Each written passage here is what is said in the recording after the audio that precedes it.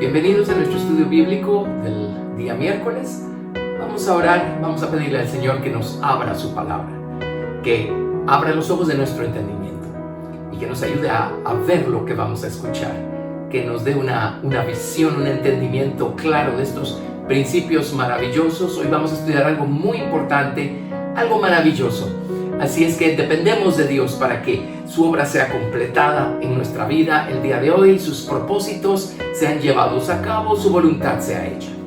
Padre, en el nombre de Jesús, te damos gracias por el privilegio que nos das una vez más de venir delante de ti. Señor, confiando en los méritos únicos del Señor Jesucristo, dándote gracias por la preciosa sangre redentora a través de la cual somos reconciliados contigo, Señor.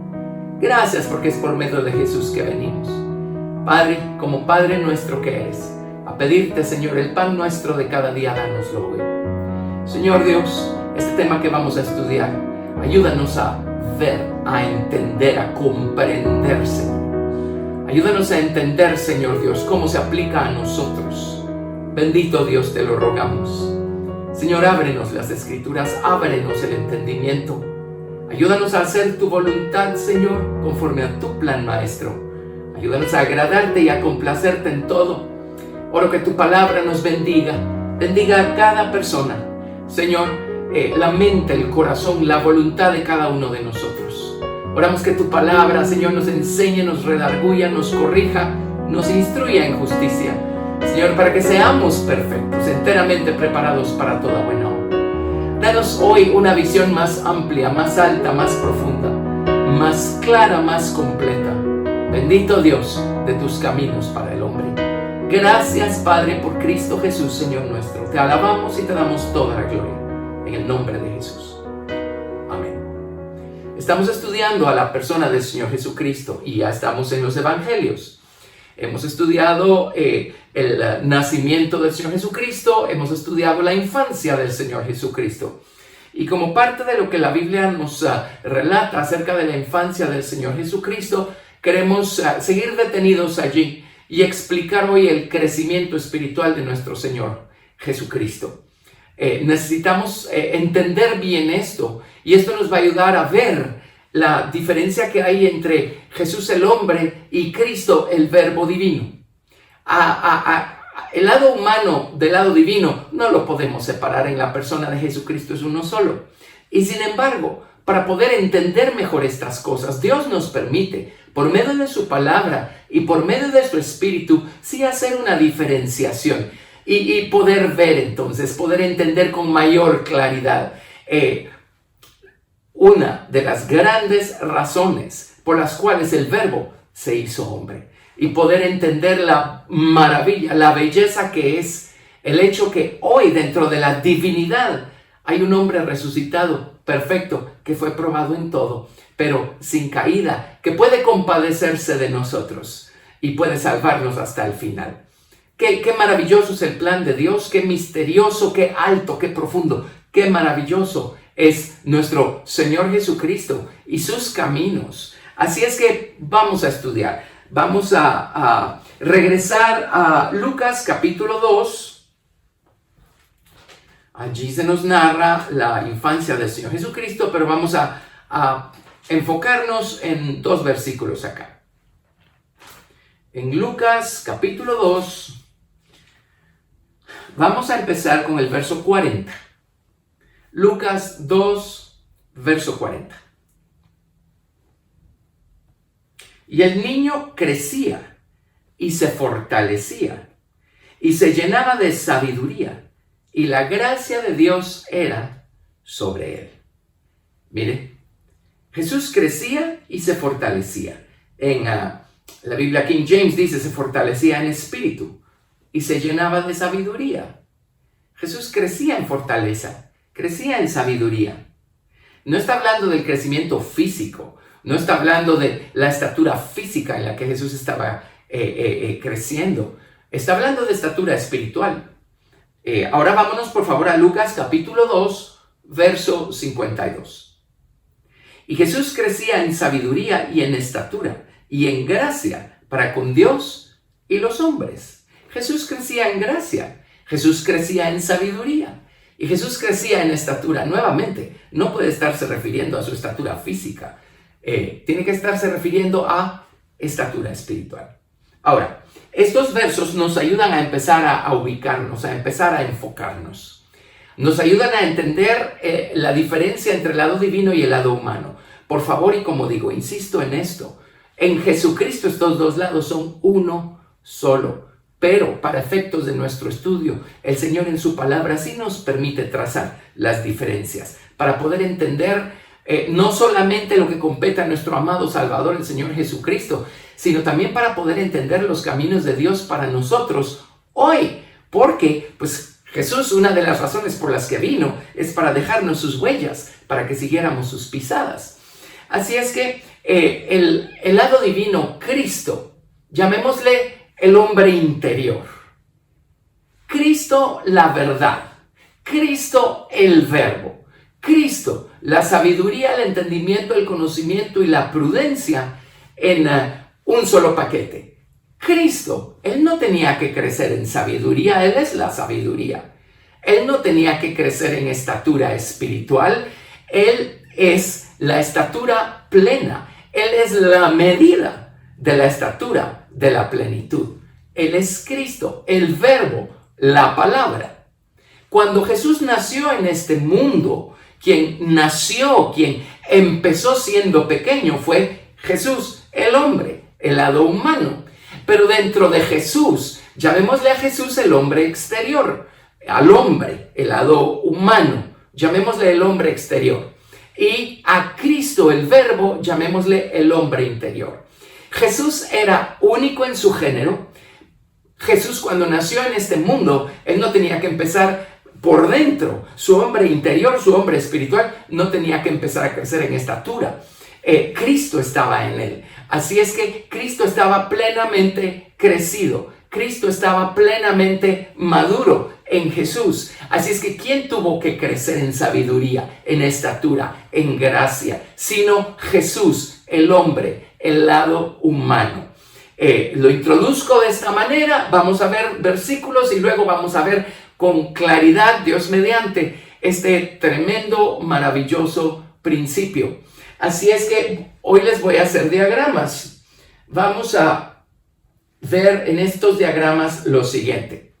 Vamos a dibujar aquí el hombre natural, el hombre espiritual. Recordarán ustedes que el tabernáculo mosaico nos revela, es un reflejo de la naturaleza espiritual de Cristo, el verbo, la palabra de Dios, y de la estatura espiritual de Jesús, de la estatura en la que Jesús creció desde el principio. Ahora mire, una nota acá. Jesús no esperó a ser adulto para empezar a crecer en estatura y en sabiduría y para empezar a fortalecerse en espíritu.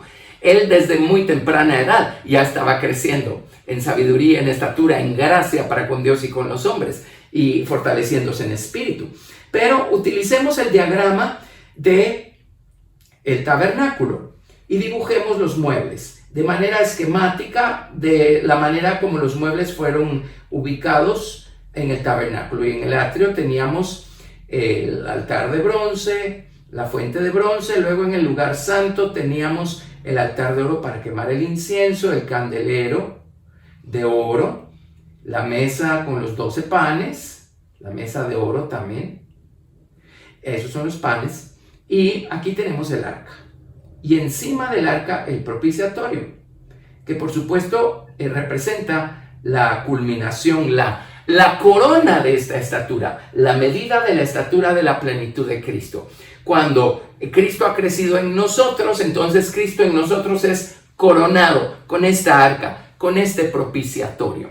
Esta es la soberanía de Cristo, la soberanía del Hijo de Dios. Así es que dentro de Jesús, Cristo estaba maduro. Cristo no tenía que crecer, el verbo no tiene que crecer. Pero afuera tenemos a Jesús, el hombre. Entonces, dibujémoslo de esta manera. Aquí está la estatura en la que Jesús, el hombre, comenzó a crecer desde niño. Él poco a poco tuvo que ir creciendo en esta estatura. En otras palabras, que su lado exterior o su hombre exterior fuera equivalente a su hombre interior. Ahora, otra cosa que apartaba a Jesús del resto. Recordemos que a Jesús fue el Padre quien le preparó cuerpo. Y recordemos que Él es único en su género. Saben que unigénito significa no solamente el único engendrado. Unigénito significa único en su género. En su hombre exterior, en su lado humano, no había mortalidad. No había debilidad. No había malas inclinaciones. Él no tenía una naturaleza corrupta, ensuciada a causa del pecado, de ninguna manera. Él era apartado de pecado, era santo, limpio, puro. Lo único que necesitaba suceder era que su hombre exterior, a través de ir haciendo las elecciones correctas, fuera creciendo a la misma imagen de su hombre interior. Así es que aquí está Cristo, ahora Cristo tiene que crecer. Perdón, aquí está Cristo, ese es el hombre, escribámoslo acá, hombre interior, o el hombre espiritual, y este es el hombre exterior, o el hombre natural. El hombre exterior ahora es el que tiene que ir creciendo. Bueno, representémoslo de esta manera, ¿verdad? Por supuesto. Tiene que ir creciendo. Y la culminación de esto es que el hombre, vamos a hacerlo con otros colores. La culminación de esto es que Jesús, el hombre exterior, va a crecer de tal manera que cuando Él sea perfeccionado, Él va a ser coronado también. ¿Sí? Ahora Jesús, el hombre exterior, va a ser coronado con la soberanía. Pues la soberanía de Cristo ha estado allí siempre, pero Él va a ser coronado con la soberanía del Padre. ¿Se acuerdan en 1 Corintios cuando Pablo habla acerca del lado del hombre y el lado de la mujer en el hogar? Y dice, Dios es cabeza de Cristo.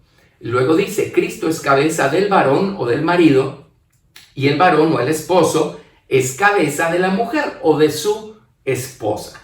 Entre paréntesis, los hombres no somos cabeza de las mujeres. El hombre únicamente es cabeza de su propia esposa. Ese es el orden. Y esto va a funcionar bien mientras Cristo sea cabeza del esposo, ¿verdad?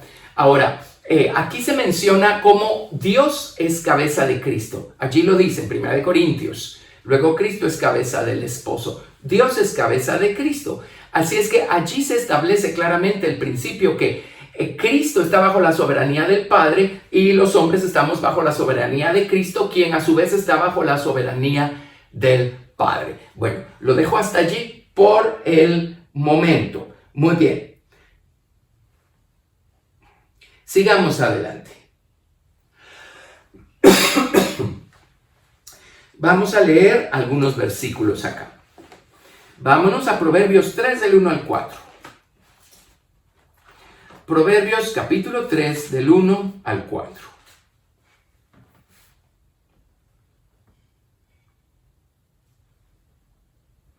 Oiga, y Cristo creció en gracia para con Dios y para con los hombres.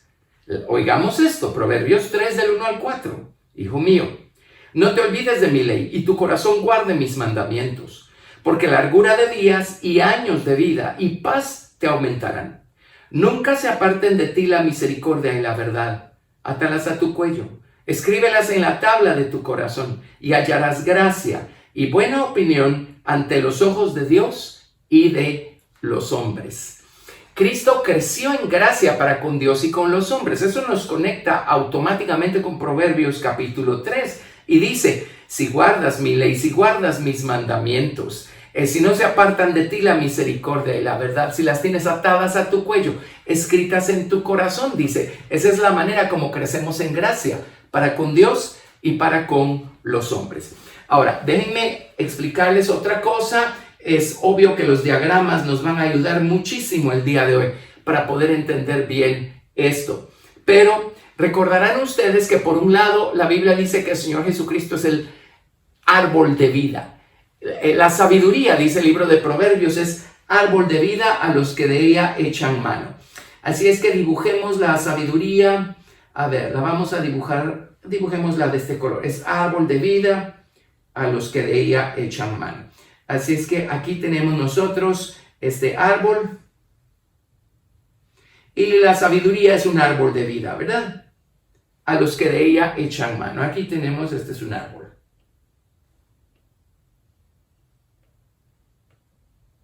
Perfecto, creo que ahí se entiende mejor. Ahí está. La sabiduría es un árbol de vida a los que de ella echan mano. Por el otro lado, el Señor Jesucristo dijo lo siguiente. Dijo, yo soy la vid. Y nos llamó a nosotros los pámpanos. Entonces, ¿cómo conciliamos el árbol con la vid? Bueno, el árbol es Cristo. El lado divino. La vid es Jesús, el hombre. Así es que la vid está perfectamente apoyada, inclinada, hecha una con el árbol de vida. Aquí está la vid. Recuerden que la vid tiene la particularidad de necesitar sostenerse en algo, ¿verdad? Aquí está la vid. Entonces, allí tienen ustedes ilustrada la perfecta unión, este es Jesús, entre el hombre y el verbo, o Jesús el hombre y Cristo el verbo.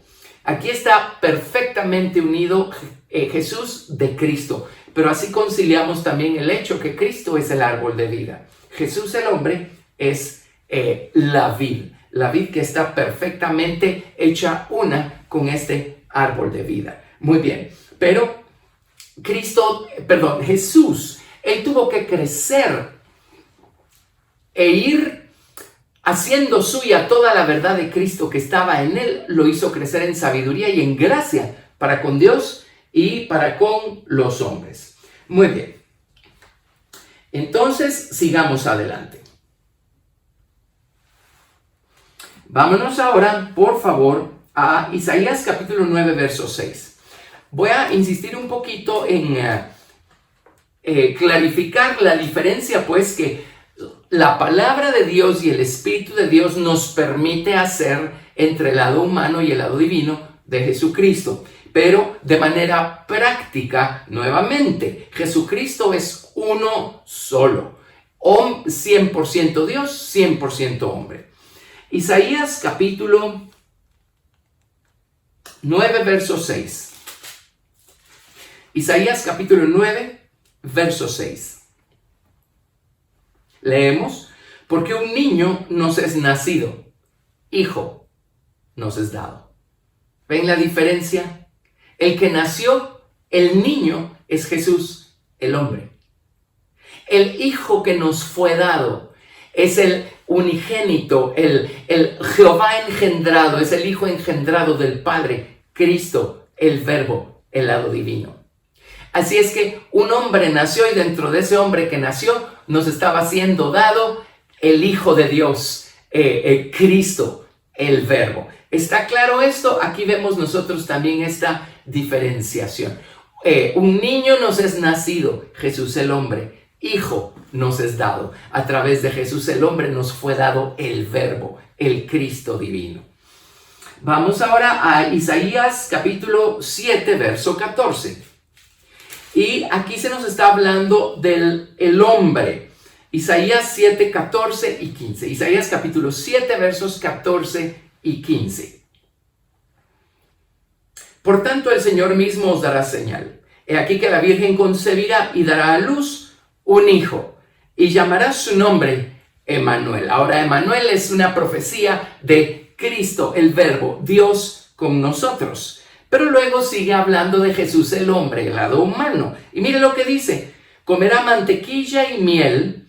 Y en la Biblia King James no dice hasta que sepa desechar lo malo y escoger lo bueno. En la Biblia King James dice para que sepa desechar lo malo y escoger lo bueno. En otras palabras, para crecer en sabiduría. Ahora, ahí ya no se puede estar refiriendo al lado divino. El lado divino es perfecto, completo, no tiene que crecer en sabiduría. Él es la sabiduría de Dios, Cristo, el verbo, la palabra. Aquí está hablando del lado humano, Jesús el hombre. Comerá mantequilla y miel. Estamos hablando de la palabra, ¿verdad? Mantequilla es el lado sólido de la leche que ha sido batuqueada. Y la miel también nos habla de la dulzura de la palabra de Dios. Así es que lo nutritivo y sustancioso de la palabra y lo dulce de la palabra. Ese era el alimento de Jesús, el hombre. Por eso es que él creció en gracia para con Dios y con los hombres, y en sabiduría y en fortaleza espiritual. Estamos hablando de Jesús. Desde que era niño ya estaba creciendo a pasos agigantados.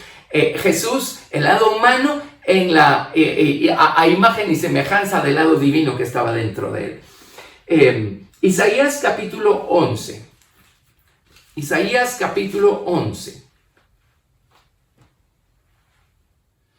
Y nuevamente está hablando acerca de Jesús el hombre. Isaías 11, verso 1. Saldrá una vara del tronco de Isaí y un vástago retoñará de sus raíces. Refiriéndose a que Jesús iba a ser descendiente del rey David. Isaí era padre de David. Y reposará sobre él el espíritu de Jehová, espíritu de sabiduría y de inteligencia, espíritu de consejo y de poder, espíritu de conocimiento y de temor de Jehová. Y le hará entender diligente en el temor de Jehová. No juzgará según la vista de sus ojos, ni arguirá por lo que oigan sus oídos, sino que juzgará con justicia a los pobres y arguirá con equidad por los mansos de la tierra. Y esto ya trasciende a los días de su humanidad, aquí hace 2000 años, a los años en los que va a reinar él sobre la tierra cuando regrese en toda su gloria a establecer su reino. Y herirá la tierra con la vara de su boca y con el espíritu de sus labios matará al impío. Y será la justicia cinto de sus lomos y la fidelidad ceñidor de su cintura. Y aquí ya están introduciendo estos conceptos que tienen que ver con el reino de 1000 años del Señor Jesucristo. Pero aquí tenemos pues Jesús, el Espíritu de Dios estaba sobre él. Ahora, Cristo, el Verbo, tiene discernimiento perfecto. Él es la verdad, él es el Verbo. Pero Jesús dice, Jesús creció de tal manera y el Espíritu Santo estaba sobre él de tal manera que él tenía discernimiento perfecto. No juzgará según la vista de sus ojos, ni arguirá por lo que oigan sus oídos.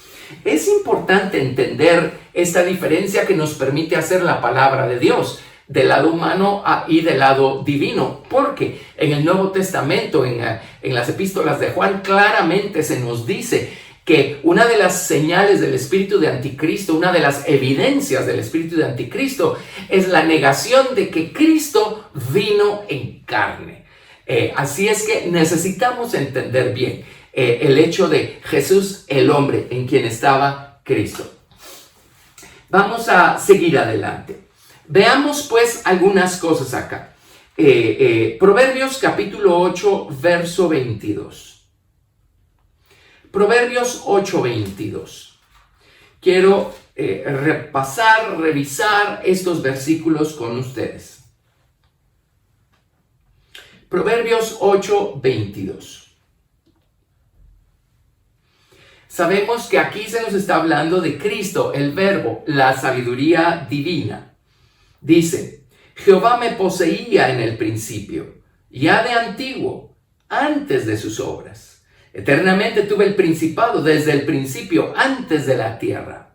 Antes de los abismos fui engendrada, antes que fuesen las fuentes de las muchas aguas. Antes que los montes fuesen formados, antes de los collados, ya había sido yo engendrada. No había aún hecho la tierra, ni los campos, ni el principio del polvo del mundo. Cuando formaba los cielos, allí estaba yo. Cuando trazaba el círculo sobre la faz del abismo. Cuando afirmaba los cielos arriba. Cuando afirmaba las fuentes del abismo. Cuando ponía al mar su estatuto para que las aguas no traspasasen su mandamiento. Cuando establecía los fundamentos de la tierra, con él estaba yo ordenándolo todo, y era su delicia de día en día, teniendo solaz delante de él en todo tiempo. Me regocijo en la parte habitable de su tierra, y mis delicias son con los hijos de los hombres. Ahora, en su momento estudiamos esta porción cuando hablamos de Jesucristo en la eternidad pasada, y desde la eternidad ya Jesús, el hombre, en espíritu y alma, habían sido engendrados por Dios. Y ya Jesús, el hombre, en espíritu y alma, estaba unido a el lado engendrado de la divinidad, que es Cristo, el Verbo. Así es que eso lo establecimos desde el principio. Pero déjenme decirles algo acá. En Proverbios 8:22 recordarán que cuando leemos, Jehová me poseía en el principio, ya de antiguo, antes de sus obras. Eternamente tuve el principado. La palabra principado significa ungir como rey. Ungir como rey. ¿Qué está diciendo? Eternamente fui ungido como rey. Así es que él fue ungido desde la eternidad. Él fue apartado para ser rey desde la eternidad. Y un rey no es rey si no tiene una corona. Así es que tiene que haber habido ya una corona sobre el Rey Jesucristo allá en la eternidad pasada.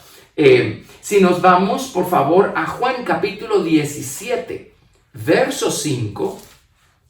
Juan 17, a partir del verso 5. Jesús está orando en Juan 17, 5. Y miren lo que está diciendo. Ahora pues, Padre, glorifícame tú para contigo, con aquella gloria que tuve contigo antes que el mundo fuese. ¿Lo ven ustedes? Jesús está haciendo alusión a lo que menciona Proverbios capítulo 8 y está refiriéndose a su posición con el Padre allá atrás. Y dice, glorifícame con la gloria que tuve yo contigo allá atrás. Él eternamente fue ungido como rey. Eso es lo que significa eternamente tuve el principado desde el principio. En otras palabras, en Jesucristo estaba toda esta gloria. Él era rey, él ya era rey antes de venir acá abajo. Por eso es tan maravilloso entender en una pequeña fracción cuán profunda es la humildad que manifestó el Señor Jesucristo, quien siendo rey, estando en el trono con el Padre, se anonadó a sí mismo, se negó a sí mismo y se hizo hombre, se vació a sí mismo y se hizo hombre. Qué humildad la del Señor Jesucristo. Él se despojó de su gloria, se despojó de su reputación, dicen algunas versiones, así es como lo tradujeron. Él voluntariamente hizo a un lado esta gloria para venir aquí abajo y ser tan humilde como un hombre, y más aún que vino a ser un siervo y vino a morir en la cruz, como que hubiera sido un criminal cualquiera, o de los peores más bien. Pero aquí se nos habla de la gloria que él tuvo con el Padre antes de venir a esta tierra. Si nos vamos aquí en Juan capítulo 7 al versículo 22, nuevamente hace referencia a esto, dice: la gloria que me diste yo les he dado para que sean uno, así como nosotros somos uno. La gloria que me diste. Y luego, en el verso, sigamos leyendo, verso 23. Yo en ellos y tú en mí, para que sean perfectos en unidad, para que el mundo conozca que tú me enviaste y que los has amado a ellos como también a mí me has amado. Oiga esto, verso 24. Padre, aquellos que me has dado, quiero que donde yo estoy también ellos estén conmigo, para que vean mi gloria que me has dado, porque me has amado desde la fundación del mundo. Desde la fundación del mundo Jesús fue el amado del Padre. Desde la fundación del mundo Jesucristo fue ungido como rey. Desde la fundación del mundo, desde antes de la fundación del mundo, antes, Proverbios capítulo 8, desde antes de la fundación del mundo, Jesucristo ya había sido coronado con gloria. Entonces, ¿por qué estoy insistiendo en este principio? Dibujémoslo o regresemos más bien al diagrama que hicimos al principio. Aquí tenemos, en un momento lo van a ver, el diagrama. Acá está, el diagrama que hicimos al principio. Este es este es Cristo. Y él fue coronado de gloria desde el principio. Bueno, esa corona tiene que ver con el arca y el propiciatorio que estaban en el tabernáculo, ¿verdad? Él fue coronado de gloria. Cristo estaba completo. No había nada incompleto en el verbo. O sea, no era que le faltara el arca y el propiciatorio a ese tabernáculo espiritual, a ese tabernáculo viviente. Él era el tabernáculo viviente desde el principio, desde la eternidad. Así es que él ya tenía esta corona. Él ya había sido coronado como rey y había sido ungido como rey. Él ya tenía esta gloria y había sido coronado con esta gloria. Este es Cristo. Cristo, el verbo divino allá atrás. Pero un día este verbo se hizo hombre. Ahora, por favor, vamos a leer lo siguiente. Nos vamos a ir al Salmo 8, del verso 5 al 6. Salmo 8. El Salmo 8 es un salmo que nos habla del Señor Jesucristo de manera profética. Eso lo corrobora el libro a los Hebreos, a donde nos vamos a ir en un momento. Salmo 8.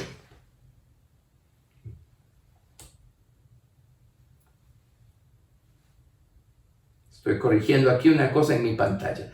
En un momento van a ver. Muy bien. Salmo 8. Vamos a leer desde el verso 1. Oh Jehová, Señor nuestro, cuán glorioso es tu nombre en toda la tierra. Has puesto gloria sobre los cielos. De la boca de los niños y de los que maman, fundaste la fortaleza a causa de tus enemigos, para hacer callar al enemigo y al vengativo. Cuando veo tus cielos, obra de tus dedos, la luna y las estrellas que tú formaste, digo, ¿qué es el hombre para que tengas de él memoria? Y el Hijo del Hombre para que lo visites. Ahora, en el libro de Hebreos se cita esto con relación a Jesús. Entonces no está hablando solo de la raza humana en términos generales. Está hablando de Jesús. ¿Qué es el hombre para que tengas de él memoria y el Hijo del Hombre para que lo visites?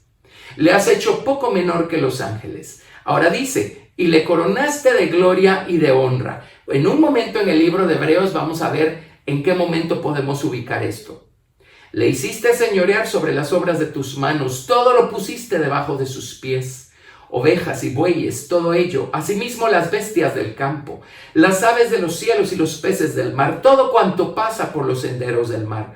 Oh Jehová, Señor nuestro, cuán grande es tu nombre en toda la tierra. Ahora este poder para señorear viene una vez ha sido coronado de gloria y de honra. Entonces, sigamos. Vámonos por favor al libro de Hebreos. Libro de Hebreos. Hebreos capítulo 2.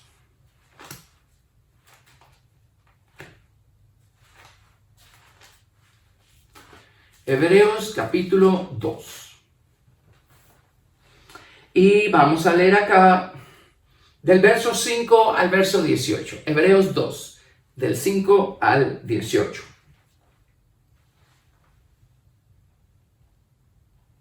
Porque no sujetó a los ángeles el mundo venidero, acerca del cual estamos hablando.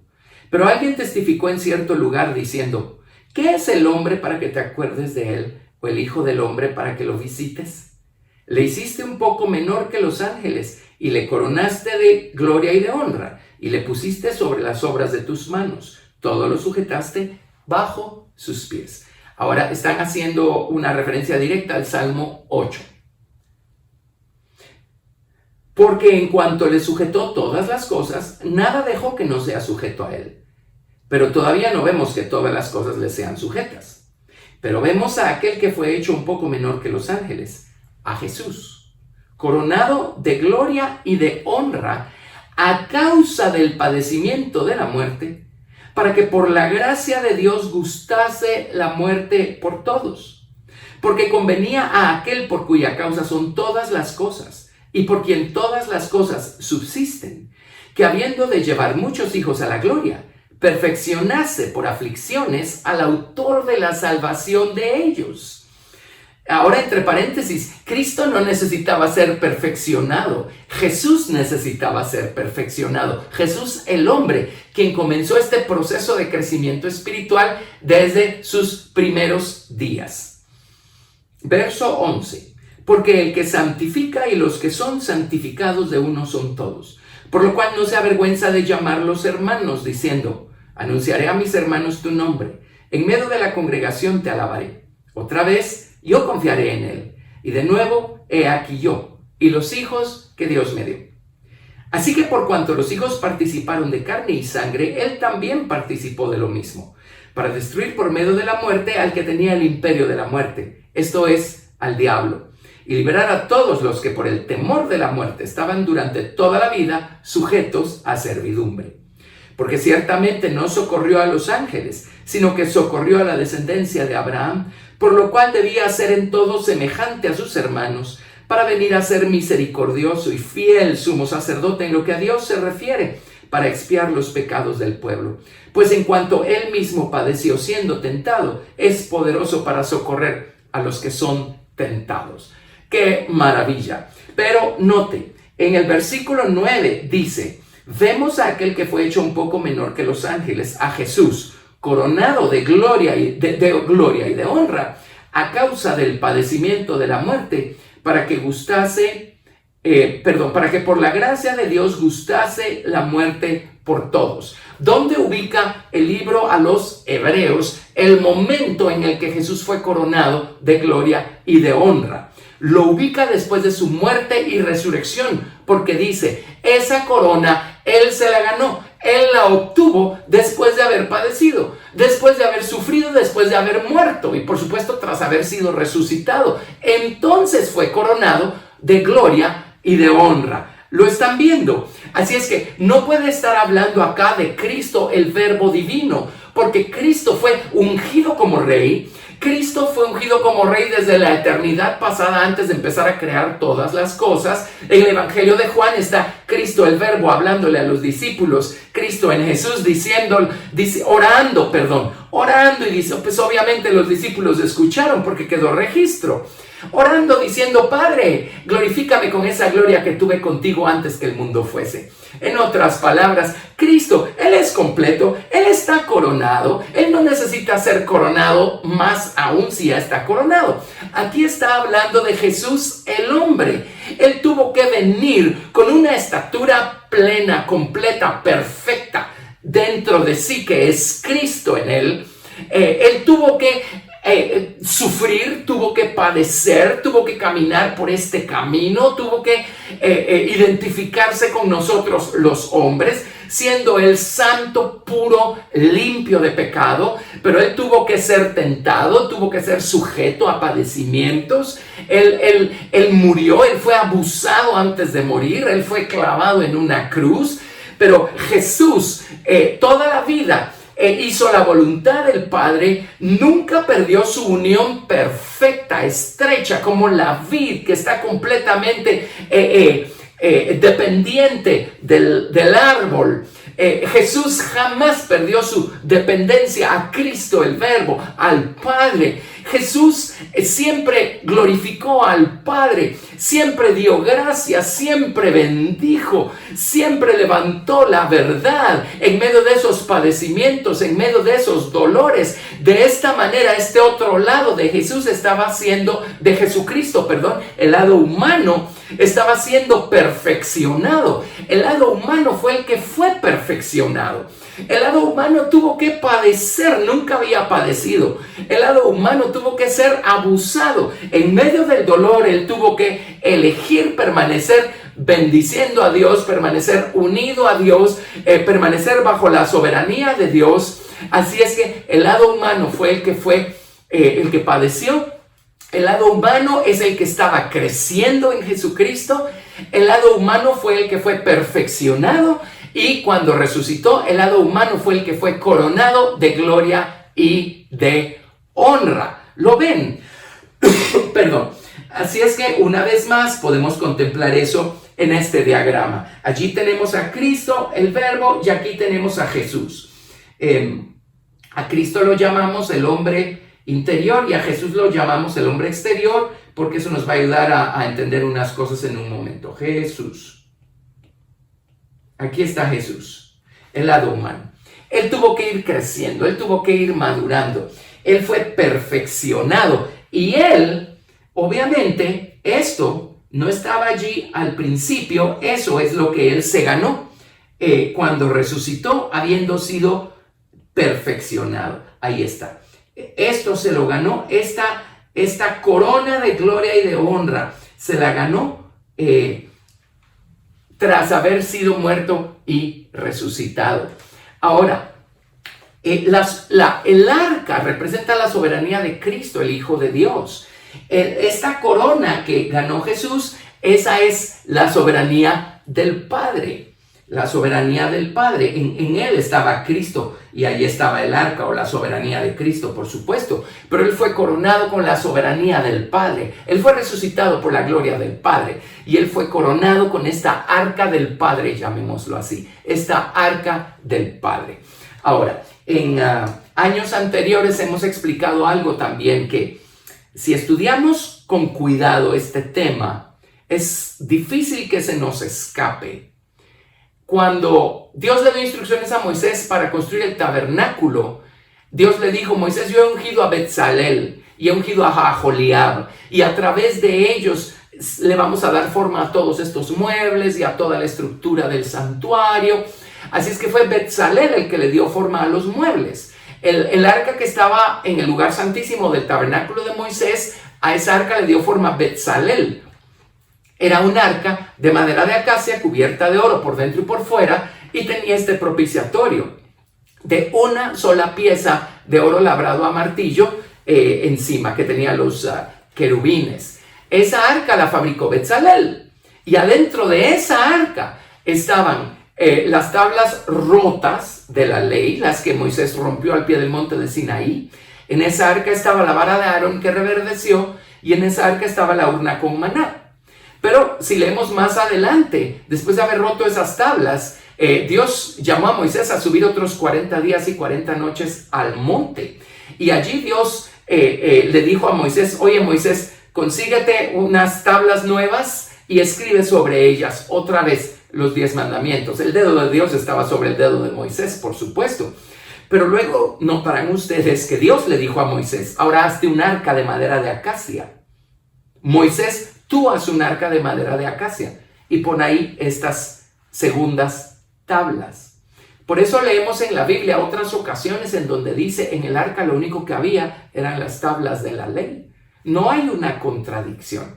Luego, note esto. Cuando llegó el momento de desmontar el campamento y de seguir adelante camino a la tierra de Canaán, claramente vemos el orden en el que marchaban las tribus.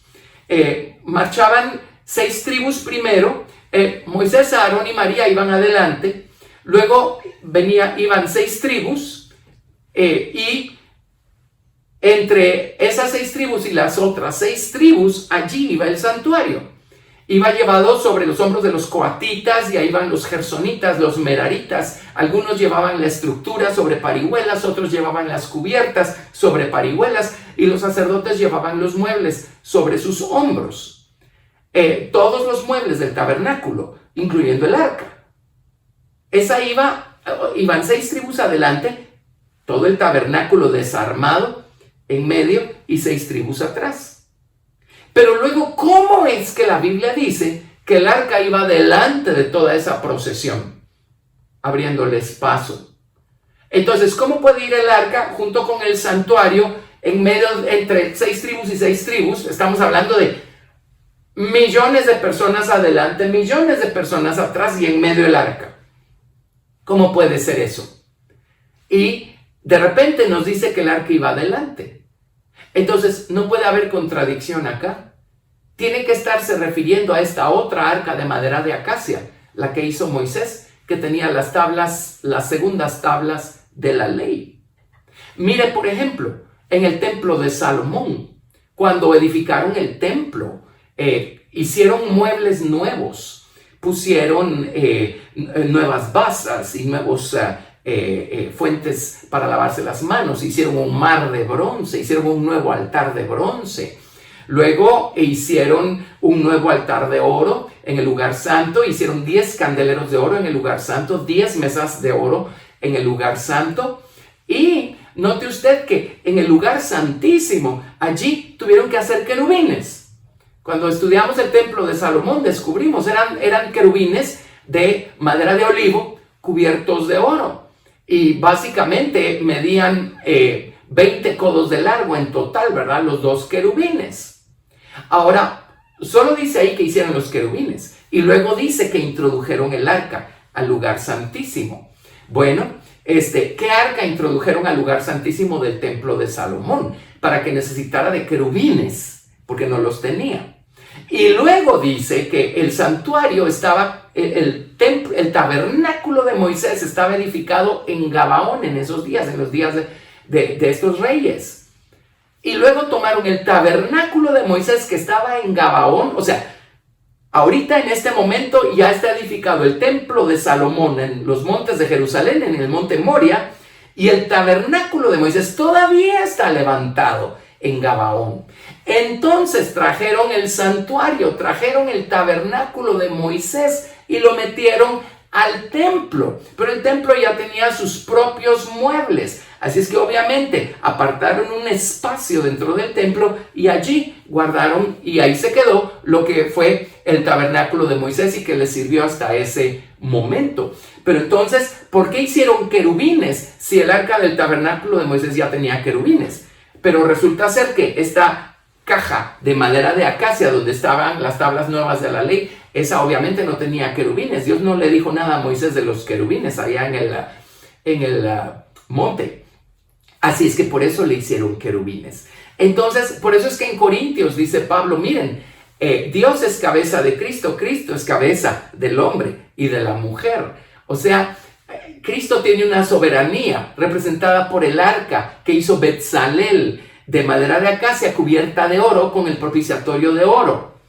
Pero dice, pero Dios es cabeza de Cristo. En otras palabras, el Padre tiene una soberanía, que es la soberanía que estaba sobre Cristo. ¿Lo ven? Ahora, el Padre y el Hijo son uno solo, pero igualmente la palabra de Dios y el Espíritu de Dios nos permiten para poder entender un poco mejor lo que podamos y debamos de Dios, nos permiten separarlos para efectos prácticos y descubrir pues que el Hijo tiene un arca y el Padre tiene un arca.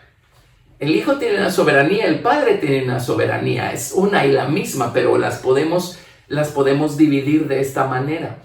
Entonces, ¿qué ocurrió? Veamos nuevamente acá. ¿Qué ocurrió aquí?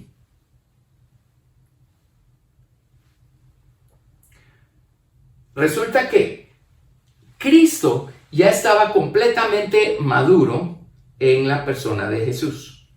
Pero ahora Jesús está creciendo, está madurando, está siendo perfeccionado a causa de los padecimientos y de su perfecta sumisión al Padre, a su soberanía, su perfecta unión a Cristo, el Verbo divino que está en él, así como la vid se prende del árbol. Entonces Jesús, él fue perfeccionado y él fue coronado de honra y de gloria.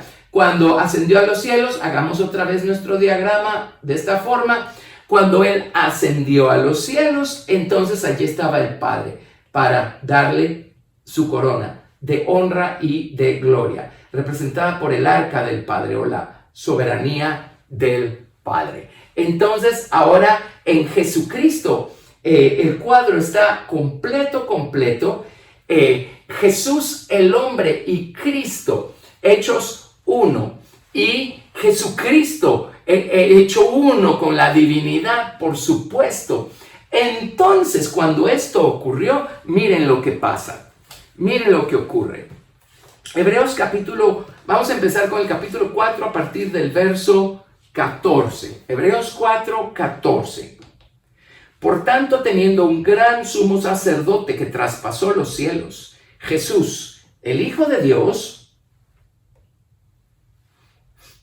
retengamos nuestra profesión, porque no tenemos un sumo sacerdote que no pueda compadecerse de nuestras debilidades, sino uno que fue tentado en todo según nuestra semejanza, pero sin pecado. Acerquémonos pues confiadamente al trono de la gracia para alcanzar misericordia y hallar gracia para el oportuno socorro. Porque todo sumo sacerdote tomado de entre los hombres es constituido a favor de los hombres, en lo que a Dios se refiere, para que presente ofrendas y sacrificios por los pecados, para que se muestre paciente con los ignorantes y extraviados, puesto que él también está rodeado de debilidad. Y por causa de ella debe ofrecer por los pecados, tanto por sí mismo como también por el pueblo. Estos eran los sacerdotes de la antigüedad. y nadie toma para sí esta honra, sino el que es llamado por Dios, como lo fue Aarón. Así tampoco Cristo se glorificó a sí mismo haciéndose sumo sacerdote, sino el que le dijo: tú eres mi hijo, yo te he engendrado hoy. Como también dice en otro lugar: tú eres sacerdote para siempre, según el orden de Melquisedec. Y Cristo, en los días de su carne, ofreciendo ruegos y súplicas con gran clamor y lágrimas al que le podía librar de la muerte, fue oído a causa de su temor reverente. Ahora, entre paréntesis, aquí no está hablando de la cruz. Él no fue librado de morir en la cruz, pero obviamente, de acuerdo a este versículo, él fue librado de morir en algún momento. Él fue librado de morir en el jardín del Getsemaní. Él estaba muriendo en el jardín del Getsemaní. Esa fue la tremenda batalla que él estaba librando en oración delante del Padre. La copa a la que se refirió Jesús allí es la copa de muerte. Y lo que Jesús le dijo al Padre es: Padre, si es tu voluntad, pasa de mí esta copa de muerte. La vida se me está yendo, se me está escapando. Físicamente Jesús estaba desvaneciéndose. Lea su Biblia. Y Jesús le dijo al Padre: Padre, si es tu voluntad, no dejes que muera yo en el Getsemaní, porque yo vine para morir en la cruz del Calvario y comprar así la redención de todos los hombres. Pero mire la tremenda sumisión de Cristo a la soberanía de Dios, a la voluntad de Dios, al plan maestro de Dios. Él dijo: pero no se haga mi voluntad, sino la tuya. Si tú quieres que yo muera en Getsemaní y que nunca llegue a la cruz, bendito sea tu nombre, yo voy a hacer tu voluntad. Tu voluntad es más importante que cualquier cosa. Tu voluntad es más importante que mi ministerio. ¡Qué tremendo! ¡Qué lecciones las que nos da el Señor Jesucristo! Entonces, a eso se refiere acá cuando dice: en los días de su carne, ofreciendo ruegos y súplicas con gran clamor y lágrimas al que le podía librar de la muerte. Fue oído a causa de su temor reverente. Fue librado de morir en el Getsemaní y fue fortalecido por Dios. ¿Se acuerdan que Dios mandó a un ángel a fortalecer a Jesucristo? Jesús, el hombre, él estaba desvaneciéndose. Un ángel lo fortaleció y él tuvo la fuerza necesaria para poder llegar hasta la cruz del Calvario. Verso 8. Y aunque era hijo, por lo que padeció, aprendió la obediencia. Miren, en otras palabras, la aprendió del lado práctico. Estuvo allí para experimentarlo del lado práctico, en medio del dolor. Algo está siendo perfeccionado en Jesucristo. Cristo ya es perfecto. Jesús, el hombre, está siendo perfeccionado. Aunque era hijo, por lo que padeció, aprendió la obediencia, y habiendo sido perfeccionado, vino a ser autor de eterna salvación para todos los que le obedecen, y fue declarado por Dios sumo sacerdote según el orden de Melquisedec. Lo ven ustedes, hasta que Jesús, el hombre, creció y fue perfeccionado, murió y resucitó y fue coronado de honra y de gloria. Entonces, todo estaba listo para la salvación de los hombres. Si Cristo, el Verbo, sin necesidad de este otro lado, que es Jesús el hombre, hubiera podido salvar a la humanidad, no hubiera habido ninguna necesidad que Jesús viniera a la tierra. Pero era necesario un hombre que fue perfeccionado, un hombre que vino a hacer las elecciones correctas y vino a probar prácticamente su amor, su sumisión al Padre en medio del dolor, en medio de las presiones. Este hombre fue perfeccionado. Así es que en la deidad hoy hay un hombre perfecto, perfectamente unido a Cristo, y en Jesús el hombre habita corporalmente toda la plenitud de la deidad y nosotros estamos completos en él. Entonces era necesario un hombre perfecto, un hombre coronado de honra y de gloria, un hombre en quien estuviera esta soberanía del Padre coronándolo, para que entonces todo estuviera listo para la salvación de los hombres. Vámonos ahora a Hebreos capítulo 7, a partir del verso 22. Hebreos 7, 22.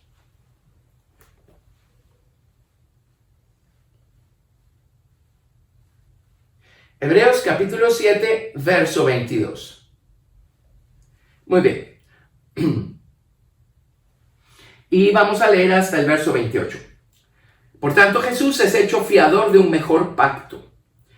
Y los otros sacerdotes llegaron a ser muchos debido a que por la muerte no podían continuar. Mas este, por cuanto permanece para siempre, tiene un sacerdocio inmutable, por lo cual puede también salvar perpetuamente a los que por él se acercan a Dios, viviendo siempre para interceder por ellos. Porque tal sumo sacerdote nos convenía, santo, inocente y sin mancha, apartado de los pecadores y hecho más sublime que los cielos, que no tiene necesidad cada día como aquellos sumos sacerdotes de ofrecer primero sacrificios por sus propios pecados y luego por los del pueblo. Porque esto lo hizo una vez para siempre, ofreciéndose a sí mismo. Porque la ley constituye sumos sacerdotes a débiles hombres, pero la palabra del juramento posterior a la ley al Hijo, hecho perfecto para siempre. ¿Lo ven? O sea, Cristo, el Verbo, no podía ser más perfecto de lo que ya era. Pero Jesús fue hecho perfecto y Cristo estaba en él. Así es que él, por lo que padeció, fue perfeccionado. Entonces, oiga esto. Hechos capítulo 2, verso 36. Hechos 2, 36. Hechos 2, verso 36. Sepa pues ciertísimamente toda la casa de Israel que a este Jesús, a quien vosotros crucificasteis, Dios le ha hecho Señor y Cristo. Mire, refiriéndose al hombre que fue hecho perfecto. O sea, Cristo no tenía que ser hecho más Cristo. El Señor no tenía que ser hecho más el Señor. Él desde la eternidad era Cristo, desde la eternidad era Adonai. Pero Jesús fue hecho Señor y Cristo. Este Jesús a quien vosotros crucificasteis. Abusando de él y crucificándolo, solo terminaron de hacerle el favor de perfeccionarlo, de ayudarlo a seguir perfeccionándose, eligiendo por el Padre en medio de cada golpe, en medio de cada abuso que él tuvo que sufrir. Este Jesús fue hecho Señor y Cristo. Amén. Y Hechos capítulo 4, verso 12. Leamos desde el verso 11. Hechos 4, versos 11 y 12. Este Jesús es la piedra reprobada por vosotros los edificadores, la cual ha venido a ser cabeza del ángulo. Y en ningún otro hay salvación, porque no hay otro nombre bajo el cielo dado a los hombres en el que podamos ser salvos. Amén. Ahora, no hubo salvación hasta que hubo un hombre que fue perfeccionado y fue coronado de honra y de gloria. Nuevamente, ven la diferencia. O sea, Cristo, él fue ungido rey desde el principio. Cristo, él tenía gloria desde el principio. Cristo, él estaba completo desde el principio. El lado divino, el verbo, ¿sí? Pero Jesús, él tuvo que crecer desde los días de su infancia, empezó a crecer en gracia y en sabiduría y en fortaleza espiritual y en estatura espiritual. Él empezó a ser sometido a muchas cosas y probó su unión perfecta con Cristo, el Verbo, siendo Cristo el árbol de vida, siendo Jesús la vid que estaba perfectamente unida al árbol de vida. Así es que Jesús fue el que padeció. Jesús fue el que tomó nuestros pecados sobre sí, sobre su cuerpo. Jesús fue presionado. Jesús fue tentado. Y él solo fue perfeccionando sus elecciones por el Padre. Fue creciendo y siendo perfeccionado en su perfecta sumisión al Padre, en su perfecta obediencia al Padre, en su perfecta unión al Verbo, que cuando murió y resucitó, Jesús fue coronado de honra y de gloria. Jesús fue hecho Señor y Cristo. Amén. Entonces, podemos entender, espero, con claridad la diferencia entre este lado y el otro lado. Les dije al principio que íbamos a ver cómo aplica esto a nosotros, pero es una lección enorme que tendría que empezar en este momento y no necesito saturarlos con estas cosas. No son cosas nuevas, son cosas que hemos discutido a lo largo de los años. Pero solo déjeme ilustrarlo de esta manera. El ejemplo de Job, por ejemplo. Job era perfecto, recto, temeroso de Dios y apartado del mal. En otras palabras, su hombre interior ya estaba crecido, ya estaba maduro. Cristo en él, la verdad en él, ya estaba crecida, ya estaba madura. Eso no lo podemos negar. Ahora, ¿por qué fue necesario que él fuera sometido a tantas pruebas y a tanta tribulación y a tanta cosa? ¿Por qué una vez él se vio a sí mismo y eligió por Dios, se arrepintió, Dios lo perdonó? Entonces él fue, por así decirlo, engrandecido al doble que al principio. En otras palabras, fue coronado de una manera especial al final de esa prueba. ¿Por qué? Porque algo ya había crecido en Job, pero algo todavía tenía que ser perfeccionado en Job. Un lado de él ya tenía algo perfeccionado, pero había otro lado que necesitaba ser completado. Ven el cuadro, ven cómo se aplica. El Cantar de los Cantares. En el capítulo 4, él la toma a ella por esposa. Y él describe el corazón de la esposa. Y el corazón de la esposa era un huerto de riego. Ahí estaban las aguas del río de vida. Ahí estaban los frutos del Espíritu. O sea, ella ya había sido perfeccionada hasta allí. Pero ¿por qué cuando él está listo para compartirla a ella con sus amigos, ella se resiste, se rehúsa y todavía necesita ser atribulada por los guardas que rondan la ciudad? Ellos vienen y le quitaron su manto de encima y entonces algo cambió. Ella fue liberada de algo y ya habiéndose casado con el Señor Jesucristo, todavía necesitaba ser liberada de este manto que la hacía todavía en un grado seguir haciendo su voluntad. Quiere decir que algo en ella ya había sido perfeccionado, pero había otro lado que todavía necesitaba ser completado. Ven el cuadro. Este cuadro lo vemos también en el primer hombre y la primera mujer. O sea, Dios hizo al hombre a su imagen y semejanza. En otras palabras, Adán el hombre, él tenía una estatura plena, completa, de verdad, la tenía. Miren el nivel de sabiduría que tenía. Dios puso delante de él a todos los animales que hizo. Y Adán tenía la sabiduría, el entendimiento y el conocimiento suficientes para discernir la naturaleza de cada animal y nombrar a cada animal de acuerdo a su naturaleza. Eso solo una estatura completa de verdad lo puede hacer. Muy bien, pero mire, por el otro lado, la mujer. Algo estaba... si unimos al hombre y a la mujer en matrimonio, un lado ya era perfecto, el hombre, pero había otro lado que necesitaba ser perfeccionado, necesitaba ser completado. Algo necesitaba ser completado aún. Entonces, ven el principio. Este es un principio muy grande. Lo vamos a discutir en los días que vienen en otro contexto. Pero por eso es tan importante entender esto en el caso de nuestro amado Señor Jesucristo. Mire qué cosa. Es su hombre espiritual, Cristo en él. Perfecto, coronado de honra y de gloria. Pero el hombre natural, él tuvo que crecer, tuvo que ser perfeccionado y él fue coronado de honra y de gloria cuando llegó allá arriba. Y entonces todo quedó completo. El hombre interior y el hombre exterior fueron hechos uno. Ambos estaban completos. En nuestro caso, la voluntad de Dios no solamente es que Cristo crezca dentro de nosotros y su estatura se perfeccione en nosotros. Ese es Cristo en nosotros, el hombre interior. Pero el resto de nosotros, lo que queda de nosotros, todavía va a necesitar seguir siendo perfeccionado.